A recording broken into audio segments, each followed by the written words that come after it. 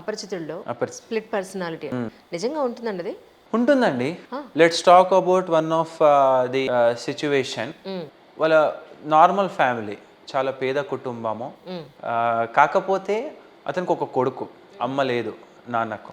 ఆ కొడుకు ఎలా అంటే ఒకరోజు మార్నింగ్ ఎర్లీ మార్నింగ్ ఒక పెద్ద జేసీబీని ఇంటికి తీసుకొని వచ్చిండు. వాళ్ళ ఇల్లు చిన్న ఉంటుంది. వాళ్ళ డాడీ లేచే వరకు ముందల బాల్కనీ వలగొట్టి ఇచ్చేసిండు. వాళ్ళ డాడీ లేచి ఏంద్రా ఇది ఎంత ఎంజాయ్ చేస్తున్నారు అంటే, మనం 6 floors బిల్డింగ్ కడదామని ఫిక్స్ అయినాం కదా అని అన్నాడు. 6 floors బిల్డింగ్ ఏంది, నువ్వు ఏం గులగొడుతున్నావు ఏంది అని అంటే, మనం కడుతున్నాం కదా, నేను 2 కోట్లు తీసి కట్టు అని. రియాలిటీలో చెప్పాలంటే వాళ్ళ దగ్గర 2 లక్షలు కూడా లేవు. కానీ అతను అంత ఎక్స్ట్రీమ్ స్టేజెస్లో ఉన్నాడు.